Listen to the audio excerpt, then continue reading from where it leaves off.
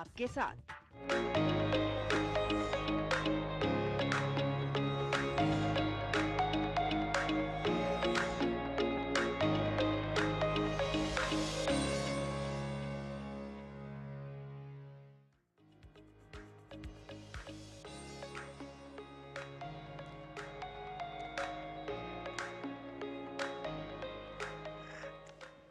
नमस्कार। नई उम्मीदें, नए सपने और नई शुरुआत, क्योंकि हर सुबह लेकर आती है अवसर अपार और हम आपके लिए लेकर आए हैं नया सवेरा। नया सवेरा में आज हम बात करेंगे नए भारत की। प्रेस रिपोर्ट्स के जरिए आपको दिखाएंगे आज के समाचार पत्रों में प्रकाशित प्रमुख और महत्वपूर्ण खबरें। आपको बताएंगे आत्मनिर्भर होते भारत की झलक और आर्थिक विकास की भी झलक के साथ साथ खेल जगत में क्या कुछ है हिट और कैसे रह सकती है आपकी सेहत फिट, करेंगे इस पर भी बात। बिल्कुल करेंगे टेक टॉक और नजर डालेंगे वर्ल्ड वॉच पर भी, और वो हर बात जो आपके दिन को बनाएगी और भी खास। नमस्कार, मैं हूं आपके साथ कृतिका और मेरे साथ है मेरी सहयोगी संध्या। सुप्रभात आप सभी को। तो आइए नया सवेरा की शुरुआत कर लेते हैं प्रमुख सुर्खियों के साथ।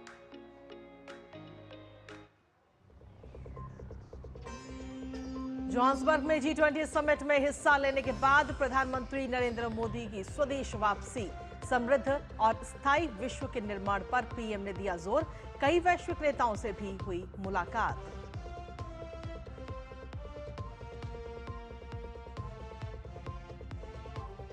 देश को आज मिलेगा 53वां मुख्य न्यायाधीश। जस्टिस सूर्यकांत को राष्ट्रपति दिलाएंगे पद और गोपनीयता की शपथ। लगभग 1.25 साल का होगा कार्यकाल।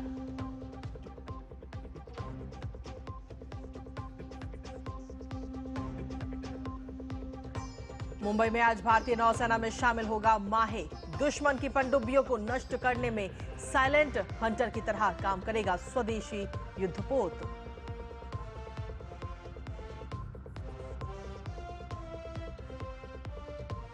इजराइल का बेरूत पर हवाई हमला। हिजबुल्लाह के सैन्य नेता अली तब्ताबाई की मौत। 1 साल के युद्ध विराम के बावजूद इजरायली सेना ने किया हमला।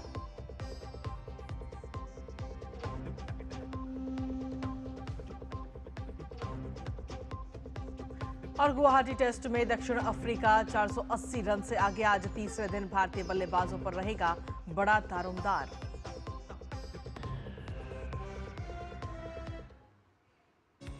तो नया सवेरा की करते हैं शुरुआत। आपको बता दें कि प्रधानमंत्री नरेंद्र मोदी दक्षिण अफ्रीका का 3 दिवसीय दौरा संपन्न करके स्वदेश लौट आए हैं। अपनी यात्रा के समापन पर पीएम ने कहा कि जोहान्सबर्ग में आयोजित सफल G20 सम्मेलन एक समृद्ध और स्थायी विश्व के निर्माण में महत्वपूर्ण योगदान देगा। इसके साथ ही प्रधानमंत्री नरेंद्र मोदी ने वैश्विक नेताओं के साथ अपनी सार्थक बैठकों और चर्चाओं का भी जिक्र किया और कहा कि भारत के विभिन्न देशों के साथ द्विपक्षीय संबंध और अधिक सुदृढ़ होंगे। प्रधानमंत्री नरेंद्र मोदी ने IBSC शिखर सम्मेलन को भी संबोधित किया।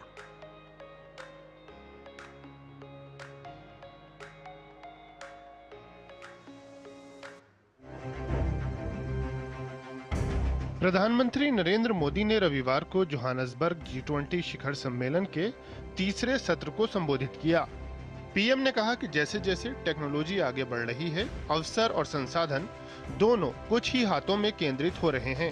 विश्व में क्रिटिकल टेक्नोलॉजी पर बढ़ते संघर्ष का जिक्र करते हुए पीएम ने उस तकनीकी विकास पर जोर दिया जो वित्त केंद्रित के बजाय मानव केंद्रित हो। पीएम ने प्रभावी मानव निरीक्षण, सुरक्षा, पारदर्शिता और डीप फेक व अपराध में AI उपयोग पर प्रतिबंध के साथ एक ग्लोबल AI कॉम्पैक्ट बनाने पर जोर दिया। पीएम ने कहा कि तेज नवाचार के लिए टैलेंट मोबिलिटी को अनलॉक करना आवश्यक है और G20 को इसका वैश्विक ढांचा तैयार करना चाहिए। एक संवेदनशील और दूरगामी दृष्टिकोण की जरूरत बताते हुए पीएम ने कहा कि देशों को केवल मार्केट्स के तौर पर नहीं देखा जा सकता। पीएम ने G20 शिखर सम्मेलन से इतर भारत, ब्राजील, दक्षिण अफ्रीका IBSA शिखर सम्मेलन में भी हिस्सा लिया। बैठक में ब्राजील के राष्ट्रपति लूला दा सिल्वा और दक्षिण अफ्रीका के राष्ट्रपति सिरिल रामफोसा भी शामिल हुए। बैठक में पीएम ने आतंकवाद की रोकथाम के लिए घनिष्ठ समन्वय को जरूरी बताया। कहा, आतंकवाद से लड़ते समय दोहरे मापदंडों के लिए कोई जगह नहीं होनी चाहिए।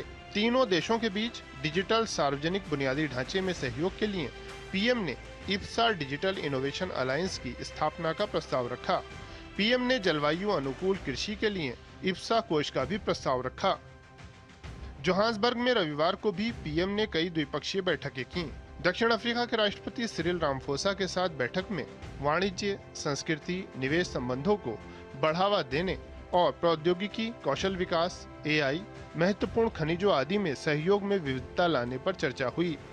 जापान की पीएम साने ताकाइची के साथ बैठक में नवाचार, रक्षा और टैलेंट मोबिलिटी जैसे क्षेत्रों में द्विपक्षीय सहयोग बढ़ाने पर बातचीत हुई। पीएम ने इटली की प्रधानमंत्री जॉर्जिया मेलोनी के साथ भी द्विपक्षीय बैठक की। कनाडा के प्रधानमंत्री मार्क कार्नी के साथ भी प्रधानमंत्री की बैठक में अहम मुद्दों पर विचार विमर्श हुआ। प्रधानमंत्री की नीदरलैंड के प्रधानमंत्री डिक शूफ और जमैका के अपने समकक्ष एंड्रयू होलनेस से भी मुलाकातें हुईं। रविवार को ही जोहान्सबर्ग G20 शिखर सम्मेलन संपन्न हुआ। राष्ट्रपति सिरिल रामफोसा ने समूह की अध्यक्षता अमेरिका को सौंपे जाने की घोषणा की। अगले वर्ष G20 शिखर सम्मेलन उसी की मेजबानी में होगा। Bureau report, DD news. और जोहान्सबर्ग से ही हमारे सहयोगी संवाददाता अखिलेश सुमन हमारे साथ जुड़े हुए हैं। अखिलेश, प्रधानमंत्री नरेंद्र मोदी का ये सफल दौरा और इसके साथ साथ G20 के विभिन्न सत्रों को प्रधानमंत्री नरेंद्र मोदी ने संबोधित किया। एक बात बहुत साफ तौर पर उन्होंने कही कि विकास का जो पैमाना है वो सिर्फ आर्थिक प्रगति या आर्थिक संपन्नता नहीं, बल्कि मानव कल्याण और पर्यावरण के साथ साथ और भी विभिन्न ऐसे पहलू हैं जिसको लेकर साझा आगे बढ़ना होगा सभी देशों को। जी बिल्कुल सही कहा आपने। और एक बात कहना बहुत ही मौजूद था, क्योंकि G20 जो है, G20 में विकसित देश भी शामिल हैं और G20 में विकासशील देश भी शामिल हैं।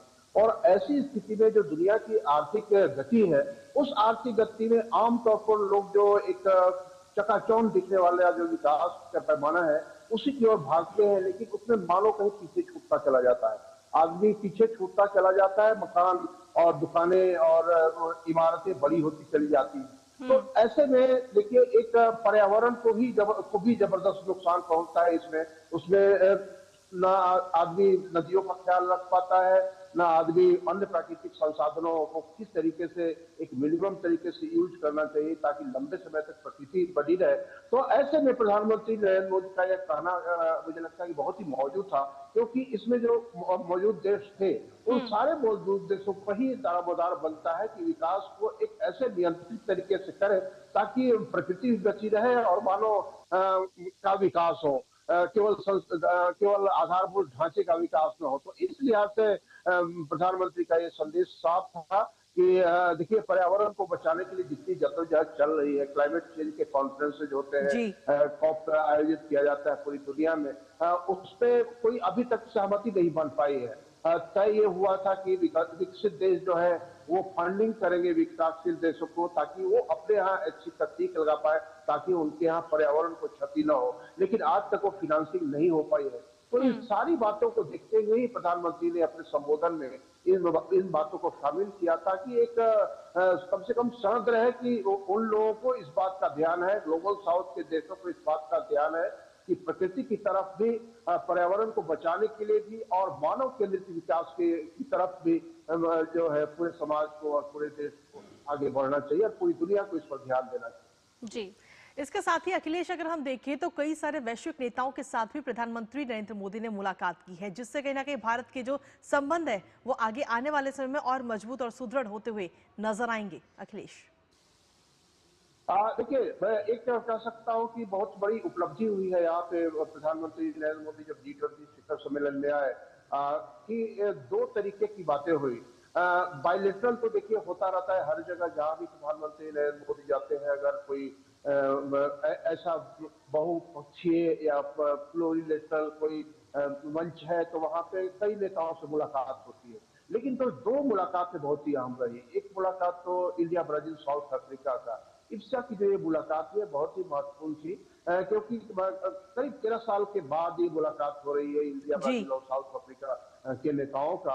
और इस मुलाकात में बहुत खास बात यह रही कि तीनों इस बात को महसूस कर रहे थे कि इन तीनों की समस्याएं और ग्लोबल साउथ के अन्य देशों की समस्याएं तकरीबन एक जैसी है और चुनौतियां एक जैसी हैं। तो निश्चित तौर पे समाधान का भी रास्ता हो सकता है कि कई जगह कॉमन हो और एक दूसरे के अनुभवों से लोग लाभ उठा पाए। और इसीलिए इप्सा फंड की बात प्रधानमंत्री नरेंद्र मोदी ने कही। जिस तरीके से ब्रिक्स फंड एक बना है, जी, जो न्यू अखिलेश। डेवलपमेंट बैंक बना है, उसी तरह से इप्सा फंड अगर बनेगा तो निश्चित तौर पे एक जी। तकनीक से लेकर और संसाधनों का के जी। उपयोग के लिए वित्तीय स्थिति पैदा की जाएगी। और दूसरा, इंडिया कनाडा जो ऑस्ट्रेलिया का ट्राइलेटरल एक बैठक हुई, वो बैठक भी काफी महत्वपूर्ण रही, क्योंकि जी। देखिए कनाडा और ऑस्ट्रेलिया जो है वो ग्लोबल नॉर्थ के देश है, विकसित देशों की श्रेणी में आते हैं। भारत जो है अभी भी विकासशील देश है, तेजी से विकासशील देश है। बिल्कुल। ऐसे में अगर टेक्नोलॉजी पे और क्रिटिकल मिनरल्स पे, इन सारी चीजों पे एआई पे अगर उनके साथ बिल्कुल समझौता अखिलेश, यानी होता कि है, चुनौतियां अगर एक समान है तो उसका समाधान भी मिलकर ही खोजना होगा। और ये G20 का जो मंच है, जहां पर भारत की ओर से प्रधानमंत्री नरेंद्र मोदी ने कई ऐसे विषयों को रेखांकित किया है जिसके साथ सभी को मिलकर आगे बढ़ना होगा। बहुत बहुत शुक्रिया अखिलेश, तमाम अपडेट हमसे साझा करने के लिए। और इसी के साथ चलिए अब रुक करते हैं हमारी दूसरी महत्वपूर्ण खबर का, जहां जस्टिस सूर्यकांत आज भारत के 53वें प्रधान न्यायाधीश के तौर पर शपथ लेते हुए नजर आएंगे। जस्टिस सूर्यकांत का कार्यकाल लगभग 15 महीने का होगा। क्यों संध्या? बिल्कुल, और वो 2019 की अगर बात करें तो सुप्रीम कोर्ट में नियुक्ति से पहले पंजाब और हरियाणा हाईकोर्ट और हिमाचल प्रदेश हाईकोर्ट में जज के तौर पर अपनी सेवाएं दे चुके हैं। वो 9 फरवरी 2027 तक सीजेआई के पद पर रहेंगे। हरियाणा के एक मध्यम वर्गीय किसान परिवार से दुनिया के सबसे बड़े लोकतंत्र की न्यायपालिका के सर्वोच्च पद तक का जस्टिस सूर्यकांत का सफर तमाम उपलब्धियों से भरा रहा है। जस्टिस सूर्यकांत अपने परिवार से वकालत में आने वाले पहले व्यक्ति हैं। जी हाँ, साथ ही आपको बता दें कि साल 2008 में सिर्फ 38 साल की उम्र में ही हरियाणा के सबसे युवा एडवोकेट जनरल बने थे justice Suryakant.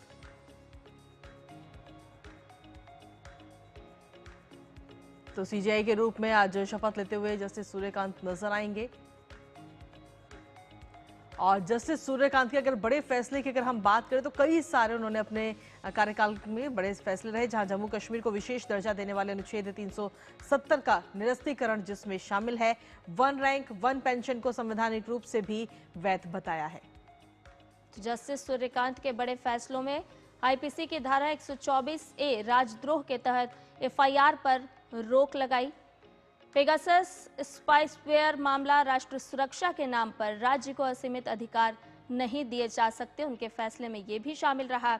SC bar association में महिलाओं के लिए 1/3 सीट का आरक्षण, इस पर भी उनका फैसला आया।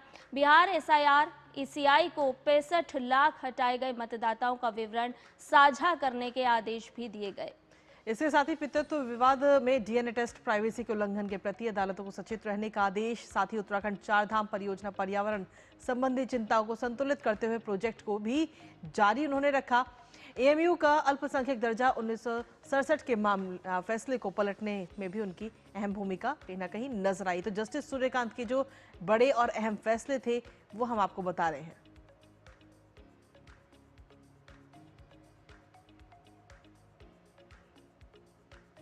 वहीं पश्चिम बंगाल में एसआईआर प्रक्रिया पर जारी विवाद के बीच चुनाव आयोग ने एक मिसाल पेश करने वाला वीडियो जारी किया है। नदिया के राणाघाट उत्तर पूर्व विधानसभा के बीएलओ वाहिद अकरम मंडल ने सिर्फ 17 दिनों में एनुमरेशन फॉर्म का वितरण और डिजिटाइजेशन पूरा कर दिखाया है।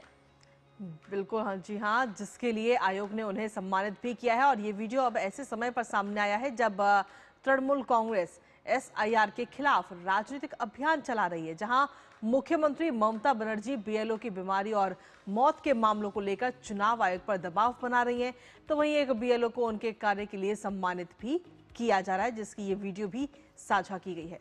सम्मान समारोह में वाहिद ने कहा कि वो काम को टालते नहीं हैं, उन्हें अपने काम में खुशी मिलती है। वहीं भाजपा नेता सुकांत मजूमदार ने ममता सरकार पर एसआईआर रोकने की कोशिश करने का आरोप लगाते हुए ये भी कहा कि प्रदेश की मुख्यमंत्री किसी भी तरह की मौत को एसआईआर से जोड़कर पेश कर रही हैं। Trying her level best to stop the SIR and any death happening which is quite unnatural, Mamata Banerjee making it a case for SIR related death. The SIR is being implemented in 12 states now, and even one state SIR has been completed in Bihar also. So no death till now has been reported from the other state.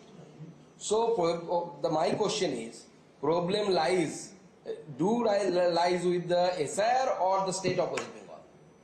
Why BLOs are under tremendous pressure only in the state of West Bengal, not in other states. और वहीं चुनाव आयोग ने असम में अपने voter role को special revision शुरू कर दिया है। बूथ लेवल ऑफिसर यानी BLO वोटर डिटेल्स अपडेट करने के लिए घर घर जा रहे हैं। दरअसल SR का उद्देश्य आने वाले विधानसभा चुनाव से पहले सभी योग्य नागरिकों को मतदाता सूची में शामिल करना है। BLO डिटेल्स वेरीफाई करने, नए वोटर्स को शामिल करने और साथ ही एड्रेस में हुए बदलावों को अपडेट करने और मृतक वोटर्स के नाम रोल से हटाने के लिए घर घर जा रहे हैं। बारपेटा में काम कर रहे अधिकारी विद्युत दास ने बताया कि हमें जनता का पूरा साथ मिल रहा है। मोरीगांव जिले में भी स्पेशल रिवीजन प्रोसेस उसके तीनों असेंबली निर्वाचन क्षेत्रों में शुरू हो गया है। रविवार को होने के बावजूद अधिकारी लगातार काम कर रहे हैं। ड्राफ्ट इलेक्टोरल रोल 27 दिसंबर को पब्लिश किया जाएगा और अगर कोई ऑब्जेक्शन होगा तो लोग 22 जनवरी साल 2026 तक इसका क्लेम फाइल कर सकेंगे।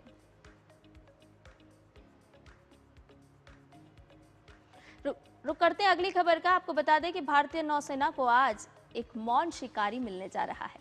इसका नाम है माहे, जो स्वदेशी युद्धपोत है। नौसेना ने माहे को पश्चिमी समुद्र तट पर काम करने वाला साइलेंट हंटर बताया है। जी हां, आपको बता दें कि मुंबई स्थित नौसेना डॉकयार्ड में माहे श्रेणी के पनडुब्बी रोधी युद्धक उथले जलयान को कमीशन करेगी।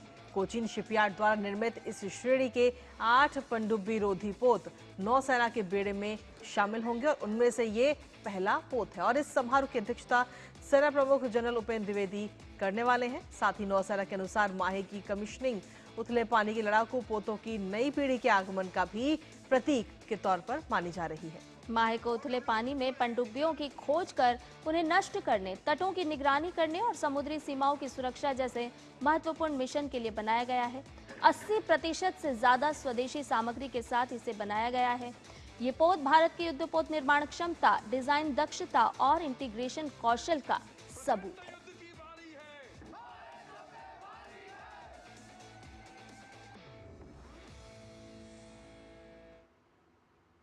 और आज हम भारत की उस पवित्र आत्मा को नमन कर रहे हैं जिसने मानवता की रक्षा के लिए अपना शीश समर्पित कर दिया। 9वें सिख गुरु श्री गुरु तेग बहादुर जी की 350वीं शहादत वर्षगांठ पर देश और दुनिया में भव्य आयोजन हो रहे हैं, जहां धार्मिक स्वतंत्रता, मानवीय गरिमा और न्याय की रक्षा का जो संदेश गुरु तेग बहादुर जी ने दिया वो आज भी उतना ही प्रासंगिक है। तो आइए देखते हैं हिंद दी चादर की वो अमर कथा जिसने इतिहास बदल के रख दिया। ढहता था धर्म, सहमी थी मानवता और इतिहास एक ऐसे प्रहरी को पुकार रहा था जिसके लिए सच और सिद्धांत ही सर्वोच्च थे। ये थे श्री गुरु तेग बहादुर जी, जिनकी शहादत मानवता के इतिहास में अद्वितीय है। 1 अप्रैल 1621 अमृतसर गुरु हरगोबिंद साहिब जी के घर जन्मे छोटे पुत्र तेग बहादुर बचपन से ही गहरी आध्यात्मिकता, ध्यान, साधना और मनन में लीन। सिर्फ 13 साल की उम्र और मुगल सेना के खिलाफ करतारपुर की लड़ाई में दिखाई अद्भुत वीरता, यही वह क्षण था जब मिला नाम तेग बहादुर यानी तलवार का धनी। गुरु पद पर प्रतिष्ठा 20 मार्च 1665 और फिर स्थापना आनंदपुर साहिब की। आनंद आध्यात्म और सीख का वह नगर जो सिख धर्म का एक महत्वपूर्ण आध्यात्मिक और ऐतिहासिक केंद्र बन गया। 1675 कश्मीर, औरंगजेब के अत्याचारों से त्रस्त पंडितों का एक दल पंडित कृपा राम के नेतृत्व में सहायता की तलाश में आनंदपुर पहुंचता है। गुरु तेग बहादुर जी ने एक ऐसा निर्णय लिया जो मानव इतिहास में पहले कभी नहीं हुआ। धर्म बदलने से इनकार और अत्याचार को खुली चुनौती, यही वह क्षण था जिसने उन्हें बना दिया हिंद दी चादर। जुलाई 1675 गुरुजी दिल्ली के लिए रवाना हुए। मलिकपुर रंगड़ा में गिरफ्तारी, सरहिंद में कैद और फिर दिल्ली दरबार में कठोर अल्टीमेटम, इस्लाम कबूल करो, चमत्कार दिखाओ या मौत चुनो। गुरुजी अडिग रहे, शांत, दृढ़, सत्य के मार्ग पर। उनके 3 साथियों की निर्मम हत्या कर दी गई। 24 नवंबर 1675 चांदनी चौक, औरंगजेब के आदेश पर सार्वजनिक रूप से उनका सर कलम कर दिया गया। उनकी शहादत के स्थल को अब गुरुद्वारा सीसगंज साहिब के नाम से जाना जाता है। श्री गुरु तेग बहादुर जी की 350वीं शहादत वर्षगांठ भारत और दुनिया भर में अभूतपूर्व भव्यता के साथ मनाई जा रही है। दिल्ली सरकार लाल किले में ऐतिहासिक कीर्तन दरबार की मेजबानी कर रही है, जिसमें भारत और विदेशों के प्रख्यात रागी जत्थे, भक्ति गायक और विद्वान गुरबानी कीर्तन कर रहे हैं। केंद्रीय संस्कृति मंत्रालय द्वारा क्यूरेटेड एक लाइट एंड शो किले की दीवारों को रोशन कर रहा है, जिसमें तकनीक और कथात्मक कहानी के माध्यम से गुरु तेग बहादुर जी के जीवन, दर्शन और अंतिम बलिदान को दर्शाया जा रहा है। महाराष्ट्र में नांदेड़, नागपुर और खारगढ़ सहित राज्य भर के कार्यक्रमों के लिए 65.35 करोड़ रुपए आवंटित किए गए हैं। हरियाणा भी विभिन्न कार्यक्रम आयोजित कर रहा है, जिसका समापन 25 नवंबर को कुरुक्षेत्र में एक राज्य स्तरीय कार्यक्रम में होगा, जिसमें प्रधानमंत्री नरेंद्र मोदी शामिल होंगे। भारतीय रेलवे स्टेशनों पर गुरु तेग बहादुर जी के श्लोकों को प्रदर्शित कर रहा है और विशेष स्मारक ट्रेनें चल रही हैं। केंद्र सरकार इस अवसर पर एक विशेष डाक टिकट भी जारी कर रही है। Bureau report, DD news.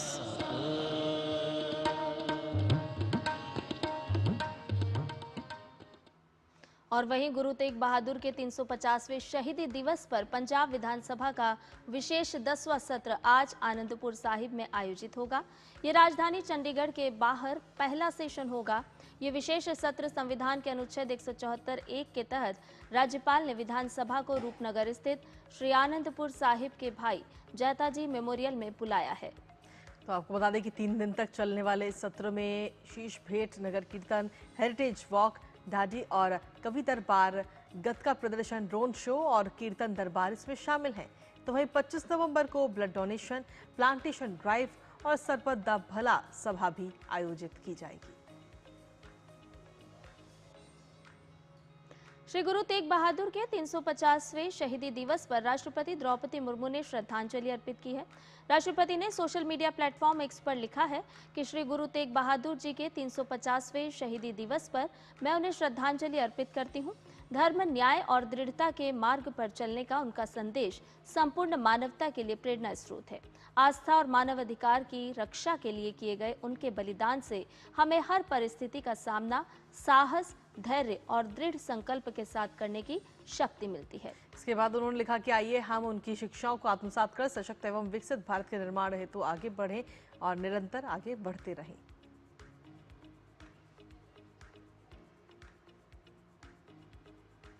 और धर्म नगरी अयोध्या में कल होने वाले ध्वजारोहण समारोह की तैयारियां इस समय जोरों पर है, क्योंकि संत समाज और जो स्थानीय लोग हैं वो पलके बिछा करके प्रधानमंत्री नरेंद्र मोदी की राह देख रहे हैं उनके स्वागत करने के लिए। और लोगों ने अयोध्या नगरी के समग्र विकास और भव्यता के पुनर्जागरण के लिए सरकार को धन्यवाद भी दिया है। आइए आपको सुनाते हैं।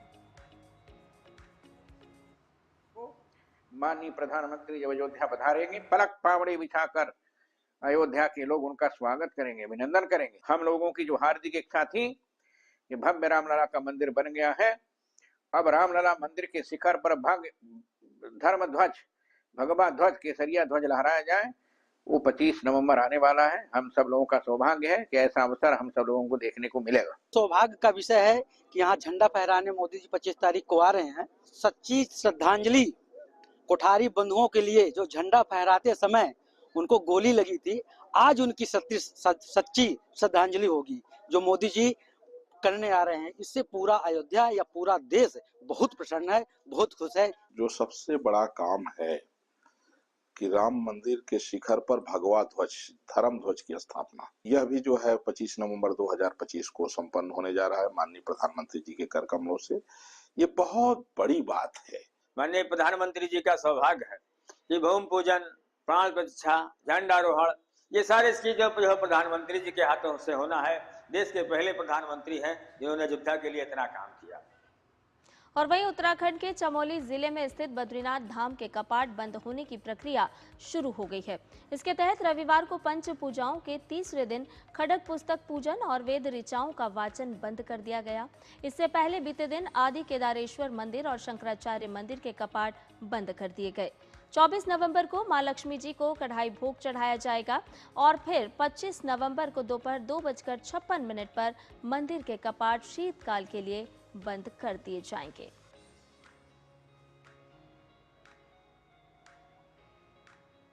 और नया सवेरा में खबरों का सिलसिला लगातार जारी, लेकिन इसी बीच वक्त एक छोटे से ब्रेक का है, कहीं मत जाइए क्योंकि ब्रेक के उस पर आपको दिखाएंगे कि आज के समाचार पत्रों में क्या कुछ है प्रमुख खबरें। रुकते एक छोटे से ब्रेक के लिए। ओ हरी भैया, अरे वाह, खेतों में कौन सी फसल लगाए हो? 12 महीने कमा कर दे ऐसी फसल। क्या? मैंने नया व्यवसाय शुरू किया है। उसके लिए पैसे? इसमें किसी निवेश की जरूरत ही नहीं। अच्छा मुखिया जी। अरे मुखिया जी नमस्ते। अरे हरी, कब आ रहे हो? आप बस चलिए, मैं पहुंचता हूं। अब मैं LIC एजेंट हूं। LIC एजेंट बनो, अब बड़ा सोचो। हमारी वेबसाइट पर जाएं या अपनी नजदीकी LIC शाखा से संपर्क करें। मेरी पसंद, मेरी पसंद,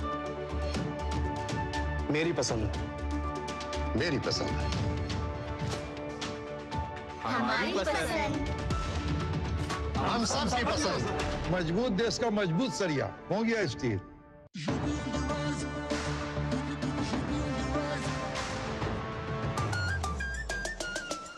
यूपी ऑन द राइज, सुन ले आसमां, डबल इंजन का ये मिशन है महान। 2047 तक हम न रुकेंगे, 6 ट्रिलियन का ड्रीम पूरा करेंगे। मथुरा की गलियों में गूंजे है राधा, अयोध्या में दूर हुई मंदिर की बाधा, काशी प्रयागराज की गोल्डन चमक, यूपी सरकार की गूंजे धमक। सड़कों पर फर्राटा फिक्रलेस बिल्कुल बिंदास, एक्सप्रेस वे पर साइंस आए पूरा विश्वास। विकसित यूपी की बढ़ गई प्यास, 2047 का ये विजन बहुत खास। माफिया का दी एंड, फियर गॉन, योगी राज में लॉ एंड ऑर्डर हुआ स्ट्रॉन्ग। बेखौफ घूमे जनता, गुंडों पर मार, नया यूपी तोड़ रहा पुरानी दीवार।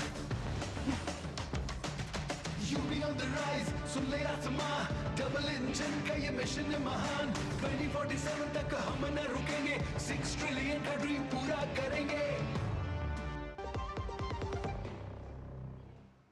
और ब्रेक के बाद नया सवेरा में आपका एक बार फिर से स्वागत है। और आइए अब आपको बता देते हैं कि आज के समाचार पत्रों में कौन कौन सी खबरें महत्वपूर्ण स्थान लिए हुए हेडलाइन के साथ प्रकाशित हैं।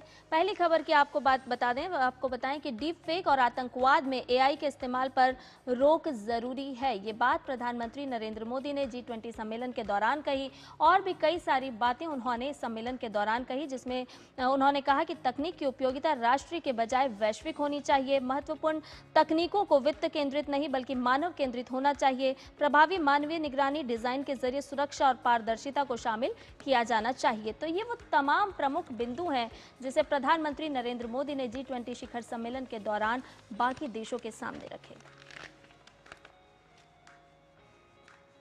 और इसके साथ ही अगर दूसरी प्रमुख खबर की हम बात कर रहे हैं तो आज दूसरे तौर पर दूसरी प्रमुख खबर जो है वो खेल जगत से जुड़ी है। और खेल जगत से एक नहीं बल्कि दो खुशखबरियां सामने आई, जहां blind women's T20 world cup Bharat ने हासिल किया है और साथ ही ऑस्ट्रेलियन ओपन में लक्ष्य ने बाजी मारी है। जी हां, टीम इंडिया की अगर हम बात करें तो blind women's T20 world cup में 9 विकेट से टीम इंडिया सेमीफाइनल में ऑस्ट्रेलिया को हराकर फाइनल में पहुंची थी, जिसके बाद नेपाल की टीम को 20 ओवर में 5 विकेट खोकर 114 रन ही बना सकी और 12.1 ओवर्स में महज 3 विकेट लिए हैं।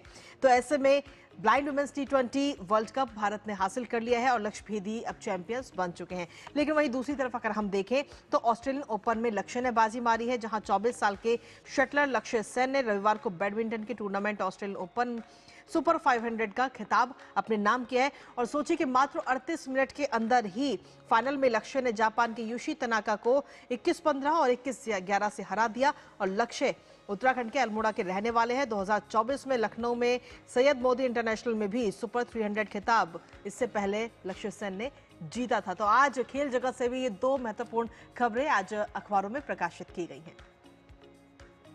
इसके अलावा एक और महत्वपूर्ण खबर से आपको रूबरू कराते हैं। दरअसल SIR की जो प्रक्रिया चल रही है उसका प्रभाव पश्चिम बंगाल में किस तरह से देखने को मिल रहा है, ये खबर आज हिंदुस्तान अखबार ने अपना देश पेज पर लिया है और बताया है कि बांग्लादेश लौटने लगे हैं अवैध प्रवासी। जी हां, पश्चिम बंगाल में SIR की प्रक्रिया के बाद से अब अवैध बांग्लादेशी प्रवासियों में अफरा तफरी मची हुई है। हाकिमपुर का एक तस्वीर भी इस खबर के साथ प्रकाशित है जो बता रही है कि हाकिमपुर सीमा चौकी पर सैकड़ों की संख्या में लोग इस समय वापस बांग्लादेश जाने के लिए कतार में खड़े हुए हैं।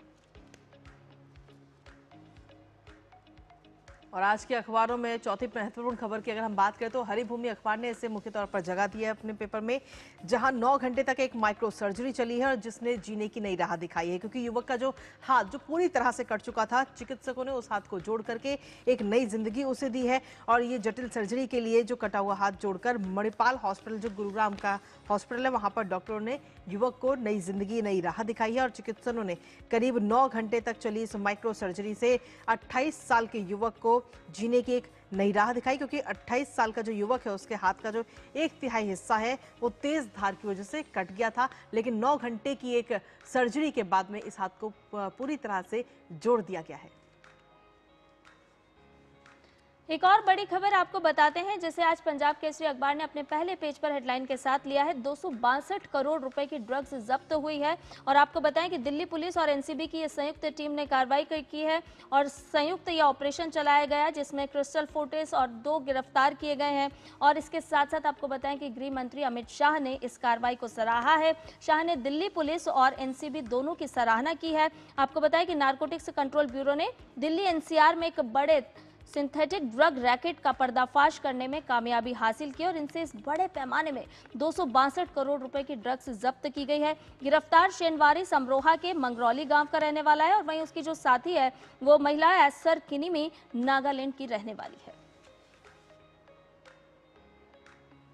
तो ये थी आज की प्रमुख अखबार में छपी हुई खबरें और इसी के साथ अब नया सवेरा में आगे बढ़ते हैं और अब समय है साइंस स्पार्क का। जी हाँ, आज बात होगी हमारे शरीर और प्रोटीन से जुड़ी कि क्या हम सच में उतना प्रोटीन ले रहे हैं अपने शरीर के लिए जितनी हमारे शरीर को जरूरत है, या फिर सोशल मीडिया और फिटनेस ट्रेंड हमें गलत दिशा में तो नहीं ले जा रहे।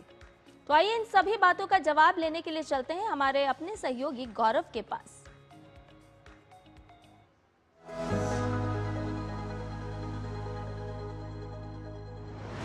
विज्ञान हमेशा हमें यह समझने में मदद करता है कि हमारा शरीर कैसे काम करता है और उसे स्वस्थ रहने के लिए किन चीजों की जरूरत होती है। इसी वैज्ञानिक समझ से एक बड़ा सवाल सामने आता है कि क्या हम सच में उतना प्रोटीन खा रहे हैं जितनी हमारे शरीर को जरूरत है, या फिर सोशल मीडिया और फिटनेस ट्रेंड हमें गलत दिशा में ले जा रहे हैं। इस पर वैज्ञानिकों का कहना है कि प्रोटीन शरीर की हर कोशिका के लिए जरूरी है, लेकिन इसकी सही मात्रा क्या है, कौन कितना प्रोटीन ले सकता है और कब प्रोटीन जरूरत से ज्यादा हो जाता है, ये सब सवाल अक्सर लोगों को उलझन में डाल देते हैं। तो आइए साइंस स्पार्क के सेगमेंट में हम विज्ञान की नजर से समझते हैं कि प्रोटीन की असली जरूरत क्या है और ये हमारे शरीर को कैसे मजबूती देता है। पहला सवाल, क्या है प्रोटीन की शरीर में भूमिका और जरूरत। प्रोटीन हमारे शरीर का वो महत्वपूर्ण पोषक तत्व है जिसे विज्ञान बॉडी बिल्डिंग ब्लॉक कहता है, क्योंकि ये हमारी मांसपेशियों, त्वचा, बाल, हड्डियों और कई जरूरी अंगों को बनाने और उनकी मरम्मत करने का काम करता है। ये छोटे छोटे अमीनो एसिड नाम के हिस्सों से मिलकर बना होता है, जिन्हें हमारा शरीर खुद नहीं बना सकता, इसीलिए इन्हें हमें भोजन या अन्य चीजों से लेना पड़ता है। वैज्ञानिक बताते हैं कि प्रोटीन न सिर्फ हमें मजबूत बनाता है, बल्कि एंजाइम, हार्मोन, एंटीबॉडी और हीमोग्लोबिन जैसे महत्वपूर्ण तत्व भी प्रोटीन से ही बनते हैं, जो ऊर्जा बनाने से लेकर बीमारियों से लड़ने तक हर प्रक्रिया में मदद करते हैं। और इसी वजह से शरीर को रोज पर्याप्त मात्रा में प्रोटीन चाहिए, ताकि मांसपेशियां कमजोर ना हो, इम्यूनिटी कम ना हो और शरीर ठीक से काम करता रहे। प्रोटीन हमारे शरीर के भीतर एक मल्टीटास्किंग मशीन की तरह काम करता है, जो हर पल कोई ना कोई महत्वपूर्ण जिम्मेदारी निभा रहा होता है। जब हम खाना खाते हैं तो शरीर उस प्रोटीन को छोटे छोटे अमीनो एसिड में तोड़ देता है, जिन्हें वो ईंटों की तरह इस्तेमाल करके नई मांसपेशियां बनाता है, पुरानी कोशिकाओं की मरम्मत करता है और चोट लगने पर ऊतकों यानी टिश्यूज को ठीक करता है। यही अमीनो एसिड एंजाइम बनकर शरीर में होने वाली हजारों रासायनिक प्रक्रियाओं को तेज करता है, जैसे डाइजेशन, बॉडी में एनर्जी बनाना और हार्मोन्स तैयार करना। प्रोटीन हीमोग्लोबिन बनकर खून के जरिए ऑक्सीजन हर कोशिका तक पहुंचाता है और एंटीबॉडी बनकर बीमारियों से लड़ने में मदद भी करता है। दूसरा सवाल, कितना चाहिए शरीर को प्रोटीन, क्या कहते हैं वैज्ञानिक। आजकल प्रोटीन का ट्रेंड इतना बढ़ गया है कि बाजार में protein bar, protein yogurt, protein chips, यहां तक कि प्रोटीन मिला हुआ पानी और ड्रिंक्स भी बिक रही है, क्योंकि कंपनियां लोगों को बढ़ती प्रोटीन की चाह का फायदा उठाना चाहती हैं। सोशल मीडिया और फिटनेस इन्फ्लुएंसर्स भी अक्सर दोगुना तिगुना प्रोटीन खाने की सलाह देते हैं, जिससे लोगों में यह विश्वास बन गया है कि जितना ज्यादा प्रोटीन खाओगे उतना ही फिट हो जाओगे। लेकिन वैज्ञानिक ऐसा नहीं मानते और इसे शरीर के लिए गंभीर खतरा मानते हैं। सरकारी और अंतर्राष्ट्रीय स्वास्थ्य दिशा निर्देश बताते हैं कि एक सामान्य स्वस्थ व्यक्ति को अपने वजन के प्रति किलो पर सिर्फ 0.8 ग्राम प्रोटीन की ही जरूरत होती है, यानी 70 किलो के इंसान को लगभग 56 ग्राम प्रोटीन ही चाहिए। विशेषज्ञों का कहना है कि शरीर एक सीमा तक ही इन प्रोटीन का उपयोग कर सकता है और उससे ज्यादा मात्रा सिर्फ बर्बाद होती है। न्यूजीलैंड के पोषण विशेषज्ञ कैथरीन ब्लैक भी यही कहती हैं कि सुपर हाई प्रोटीन डाइट के फायदों का कोई ठोस वैज्ञानिक सबूत नहीं है। इसीलिए जरूरी है कि हम ट्रेंड के बजाय विज्ञान को समझें और प्रोटीन को उतना ही खाएं जितनी शरीर को सच में जरूरत है। तीसरा सवाल, क्या है सही प्रोटीन की मात्रा का वैज्ञानिक रहस्य? सही प्रोटीन की मात्रा का वैज्ञानिक रहस्य यह है कि शरीर को उतनी ही प्रोटीन चाहिए होती है जितनी वो सच में उपयोग कर सके, ना उससे कम और ना ही जरूरत से ज्यादा। वैज्ञानिक बताते हैं कि हमारे शरीर की जरूरत वजन, उम्र और कामकाज पर निर्भर करती है, इसलिए एक ही नियम सभी पर लागू नहीं होता। सामान्य इंसानों के लिए प्रति किलो वजन पर लगभग 0.8 से 1 ग्राम प्रोटीन पर्याप्त मात्रा में माना जाता है, क्योंकि यह मात्रा शरीर की मरम्मत, मांसपेशियों की देखभाल और रोजमर्रा की ऊर्जा जरूरतें पूरी करने के लिए काफी है। वहीं बुजुर्गों और भारी व्यायाम करने वालों को 1.2 से 1.6 ग्राम प्रति किलो तक की जरूरत होती है, क्योंकि उनके शरीर को अधिक रिकवरी और मसल सपोर्ट चाहिए होता है। अमेरिका के शोधकर्ताओं द्वारा की गई रिसर्च में बुढ़ापे में मांसपेशियों के घुटने, एज रिलेटेड मसल्स लॉस पर काम किया गया, जिसे ऑब्जर्वेशनल रिसर्च के रूप में डिजाइन किया गया था, जिसमें वैज्ञानिकों ने 70 से 79 वर्ष के 2066 लोगों की 3 साल तक निगरानी की कि वे क्या खाते हैं, खासकर प्रोटीन कितना लेते हैं और समय के साथ उनकी मांसपेशियां कितनी कम होती है। इस रिसर्च में उन्होंने पाया कि सही मात्रा में दिया गया प्रोटीन उनकी बॉडी को व्यवस्थित रखने में सफल साबित हुआ। कुल मिलाकर आखिर में बात बस इतनी है कि फिटनेस का असली राज ट्रेंड में नहीं बल्कि संतुलन में है। विज्ञान कहता है कि शरीर किसी ओवरलोड से नहीं बल्कि संतुलित पोषण से सबसे अच्छी तरह से काम करता है। इसीलिए जरूरत जितना प्रोटीन सही समय पर और प्राकृतिक स्रोतों से लेना ही असली स्मार्ट साइंस है, जो शरीर को किफायती स्पार्क देने के लिए काफी है। तो इसी के साथ साइंस स्पार्क में इतना ही। फिर होगी आपसे मुलाकात कुछ और इंटरेस्टिंग टॉपिक्स के साथ। तब तक के लिए दीजिए अनुमति। नमस्कार।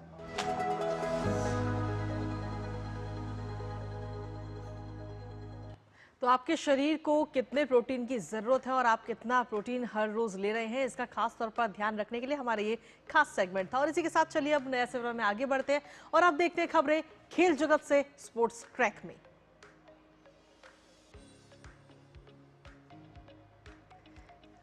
भारत और दक्षिण अफ्रीका के बीच गुवाहाटी में खेले जा रहे दूसरे टेस्ट मैच का आज तीसरा दिन रहेगा, जहां भारतीय बल्लेबाजों से बड़ी उम्मीद रहेगी, क्योंकि दरअसल दक्षिण अफ्रीका ने अपनी पहली पारी में 389 रन बनाए हैं, जिसके जवाब में दूसरे दिन का खेल खत्म होने पर भारत ने बगैर किसी नुकसान के 9 रन बना लिए थे और इस तरह भारत अभी भी दक्षिण अफ्रीका से 480 रन पीछे है। क्रीज पर केएल राहुल और यशस्वी जायसवाल मौजूद हैं। टीम इंडिया इस सीरीज में 0-1 से पिछड़ रही है। ऐसे में टीम के सामने सीरीज बचाने की बड़ी चुनौती है।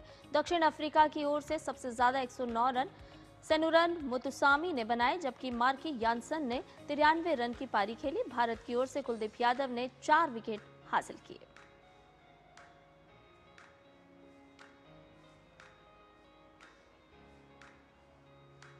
और इसी पर ताजा अपडेट ले लेते हैं। इस वक्त हमारे साथ में हमारे सहयोगी गौरव कुमार जुड़ रहे हैं डीडी न्यूज रूम से। सीधा उनका रुख करते हैं।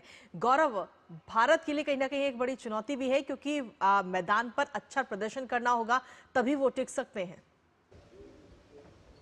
बिल्कुल कहीं ना कहीं आपको अब जो परिस्थितियां जिस तरह से निकल करके सामने आई हैं वो टीम इंडिया के लिए आसान नहीं रहने वाली हैं, क्योंकि एक तो आपको आज पूरा दिन है जहां पे आपको एक पूरा दिन से आपको लड़ाई करनी है कि आपको दिन पूरा निकालना है, साथ ही साथ आपको अपनी विकेट्स जो है वो भी बचा करके रखनी है, क्योंकि एक मनोवैज्ञानिक बढ़त जो है वो कहीं ना कहीं दक्षिण अफ्रीका ने हासिल कर ली है। जब आपने 489 रन सामने लगा दिए हैं तो फिर जो टीम इंडिया है उनके बल्लेबाजों पर ये कहीं ना कहीं एक प्रेशर दिमाग में जरूर रहेगा कि उन्हें अभी इसके करीब जाना है, इससे आगे निकलना है। तो अब देखना होगा कि टीम इंडिया जो है, क्योंकि अब ये तीसरा दिन है और कहीं ना कहीं पिच जो है वो थोड़ी बहुत क्रैक भी होगी और स्पिन जो है अब क्योंकि तीसरे दिन तक होते होते काफी पिच जो है वो पुरानी पड़ जाती है, तो यहाँ पे टर्न जो है वो भी कहीं ना कहीं देखने को मिलेगा। तो इन सब के बीच में भारतीय बल्लेबाजी का जो असली टेस्ट है वो अब यहाँ से शुरू होगा, क्योंकि हमने देखा था कि पिछले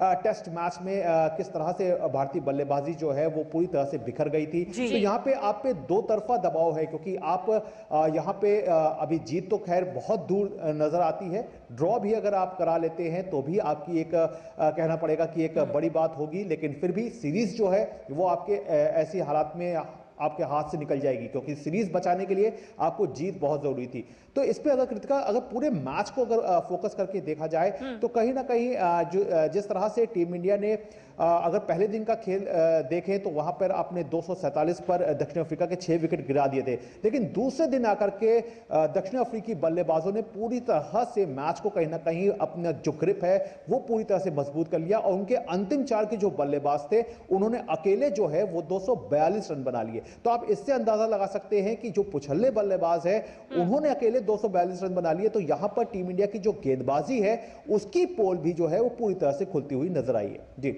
बिल्कुल गौरव, ना केवल भारतीय टीम पर अब जीत को लेकर के एक दबाव है, बल्कि स्ट्रेटेजी में कहीं ना कहीं परिवर्तन भी करने की जरूरत साफ तौर पर नजर आएगी। हालांकि मैदान में साफ तौर पर नजर आएगा कि किस तरह से और किस स्ट्रेटेजी के साथ भारतीय टीम मैदान में उतरती है। बहुत बहुत शुक्रिया गौरव तमाम अपडेट हमसे साझा करने के लिए।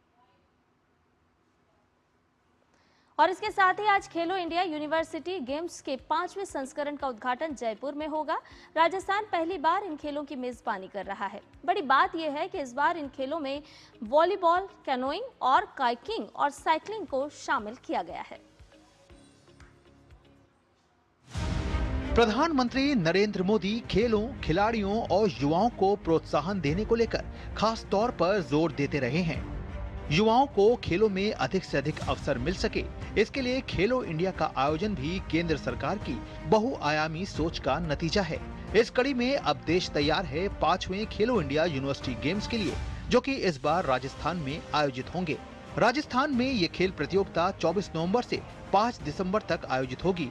ये खेल राजस्थान के 7 शहरों जयपुर, अजमेर, उदयपुर, जोधपुर, बीकानेर, कोटा और भरतपुर में आयोजित होंगे। इस प्रतियोगिता में 5000 से ज्यादा एथलीट हिस्सा लेंगे। इस बार के KIUG के संस्करण में पहली बार बीच वॉलीबॉल, कैनोइंग व काइकिंग और साइकिलिंग को शामिल किया गया है, जबकि खो खो एक प्रदर्शन इवेंट के तौर पर सामने होगा। ये ओपनिंग सेरेमनी राजस्थान में खेलो इंडिया यूनिवर्सिटी गेम्स की पहली बार हो रही है, तो इसको भव्य करने के लिए सभी तमाम प्रकार की व्यवस्थाएं की जा रही हैं। इसमें कुछ बॉलीवुड सिंगर्स को भी बुलाया जाएगा और हर तरह की व्यवस्थाएं की जाएंगी जिससे कि ये अविस्मरणीय यादगार बन सके। हमें इस बात का बहुत प्राउड है कि पहली बार हमारे जयपुर में ये सब कुछ ऑर्गेनाइज हो रहा है और इससे हमें भी बहुत बूस्टअप मिलेगा, बहुत प्राउड फील होगा। हमें भी आगे मोटिवेशन मिलेगा कि हम भी कभी ऐसे इतने बड़े यूनिवर्सिटीज़ गेम में हम भी कभी पार्टिसिपेट करें। पहले खेलो इंडिया यूनिवर्सिटी गेम्स 2020 में भुवनेश्वर, ओडिशा में आयोजित हुए थे। इसके बाद के 2 संस्करण कर्नाटक और उत्तर प्रदेश में हुए और पिछला संस्करण पूर्वोत्तर भारत में आयोजित किया गया था। युवाओं में खेलों के प्रति रुचि बढ़ाने तथा उभरती खेल प्रतिभाओं को राष्ट्रीय एवं अंतर्राष्ट्रीय स्तर पर मंच उपलब्ध कराने के उद्देश्य से खेलो इंडिया यूनिवर्सिटी गेम्स राजस्थान के खेल जगत में अब एक नई इबारत लिखेगा। Mahesh Dagich, DD news, Jaipur. और चलिए खबरों में आगे बढ़ते हैं, जहां आपको बता दें कि खेती किसानी से जुड़ी खबरों के लिए अब बात कृषि जगत की करते हैं। नई दिल्ली में आज 6ठा अंतर्राष्ट्रीय कृषि विज्ञान सम्मेलन का शुभारंभ होने जा रहा है। आपको बता दें कि कार्यक्रम की शुरुआत कृषि और किसान कल्याण मंत्री शिवराज सिंह चौहान करेंगे और इस वर्ष की थीम है स्मार्ट कृषि खाद्य प्रणालियों के लिए नई कृषि विज्ञान परिकल्पना, जिसमें अधिक उत्पादक, जलवायु अनुकूल और पोषण संवर्धक कृषि प्रणालियों पर जोर दिया जाएगा। 3 दिन तक इस सम्मेलन में पूर्ण सत्र, विषयगत संगोष्ठी, मुख्य व्याख्यान, पोस्टर प्रस्तुति, प्रदर्शनी और युवा वैज्ञानिकों और विद्यार्थियों की बैठक आयोजित होगी। 1000 से ज्यादा वैश्विक प्रतिनिधि इसमें भाग लेंगे और ये विश्व स्तरीय वैज्ञानिक विचार विमर्श का प्रभावी मंच बनेगा।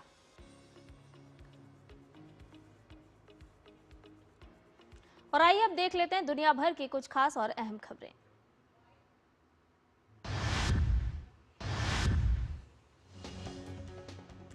बांग्लादेश की पूर्व प्रधानमंत्री बेगम खालिदा जिया की तबीयत कल रात बिगड़ गई। दिल और फेफड़ों में संक्रमण के कारण सांस लेने में दिक्कत के कारण उन्हें ढाका के एयर केयर अस्पताल में भर्ती कराया गया।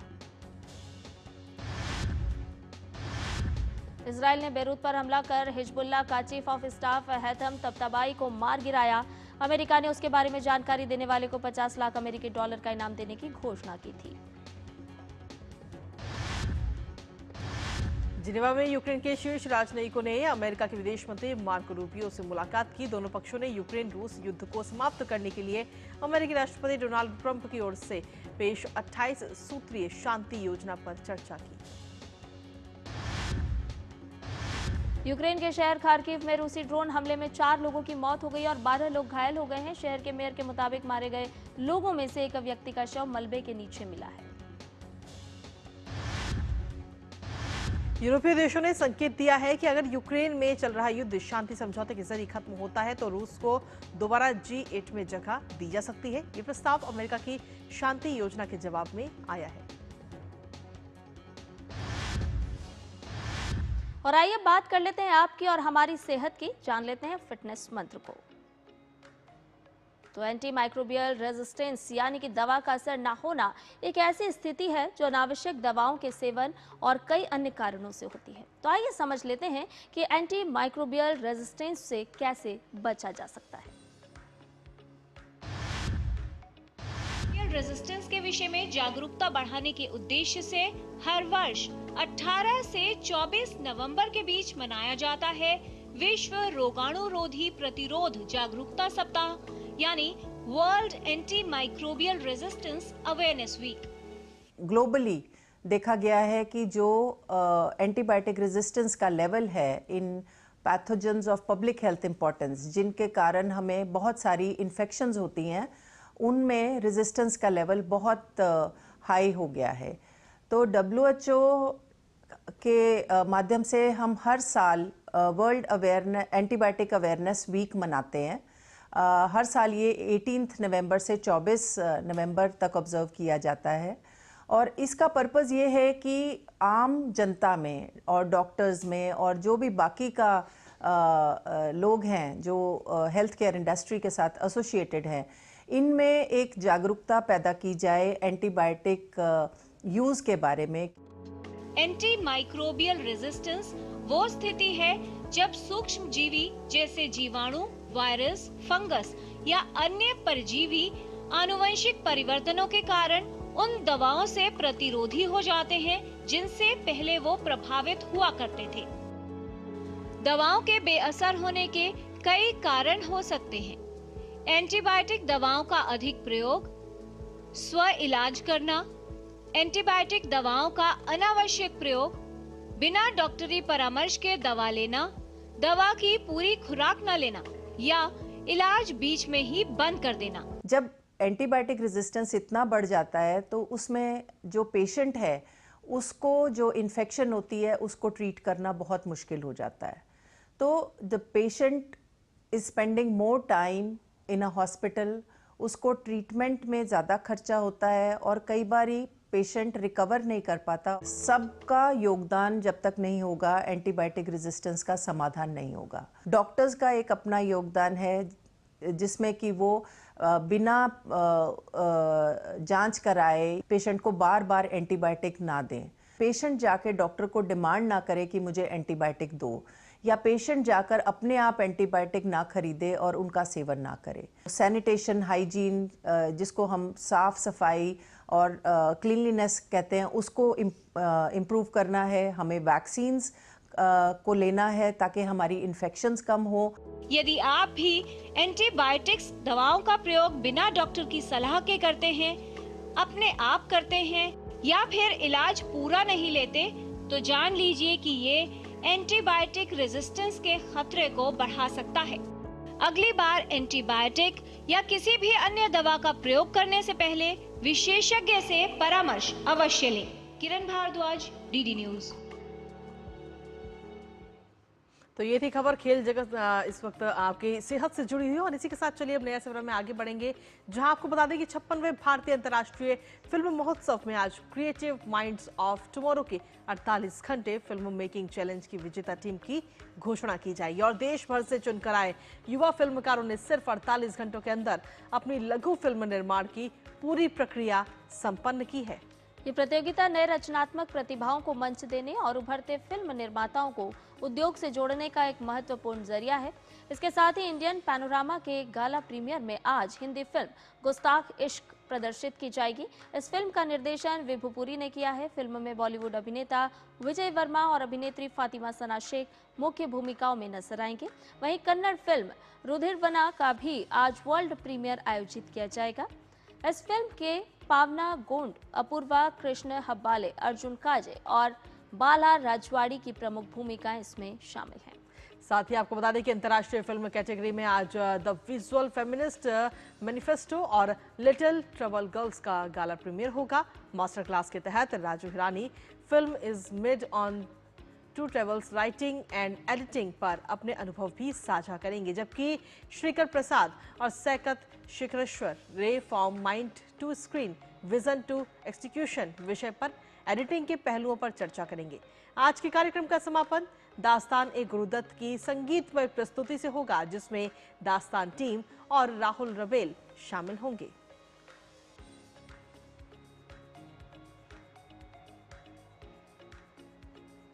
और नया समय में खबरों का सिलसिला लगातार जारी रखते एक छोटे से ब्रेक के लिए आप बने रहिए हमारे साथ। पढ़ता है, खेलता है, झूलता उछलता है, दौड़ता कभी कभी दौड़ कराता है, आगे आगे बढ़ता है इंडिया, अमूल दूध पीता है इंडिया। जब धरती चीर कर निकलता है लोहे का पत्थर और मिलता है मोंगिया के जोश से, फिर तपता है, पिघलता है और बनता है फौलाद। अब होता है सरिया सारी खूबियों के साथ। मोंगिया स्टील, मजबूत देश का मजबूत सरिया। 80 करोड़ लोगों को मुफ्त राशन की सौगात है। एक नहीं, दो नहीं, ये 5 साल तक की बात है। मुफ्त में आपको अन्न मिलेगा, हर परिवार हर मंथ मिलेगा, कहीं भी किसी भी राशन की दुकान से मिलेगा। ये मोदी की गारंटी है। जी हाँ, प्रधानमंत्री गरीब कल्याण अन्न योजना के तहत 1 जनवरी 2024 से आने वाले 5 सालों तक गरीब और अंत्योदय परिवारों को हर माह मुफ्त राशन मिल रहा है। मुसीबतों की छुट्टी, मोदी की गारंटी। कौन है जो जोड़े देश को? विकसित भारत का विकसित भारत।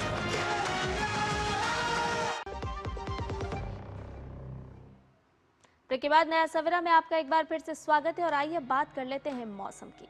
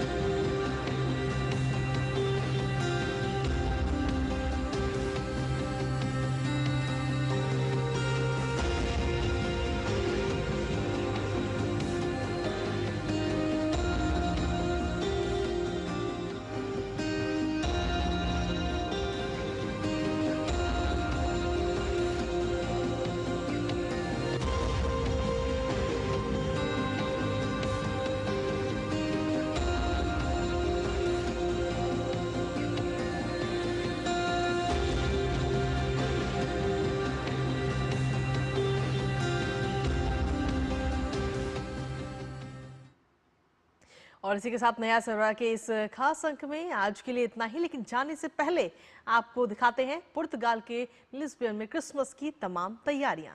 जी हाँ, लाइट शो और रंगीन आतिशबाजी अभी से आकर्षण का केंद्र बन चुकी है। तो आप लीजिए इन खूबसूरत रंग बिरंगी रोशनी का लाइट शो का आनंद। मुझे, मेरी सहयोगी कृतिका और हमारी पूरी टीम को दीजिए इजाजत। नमस्कार।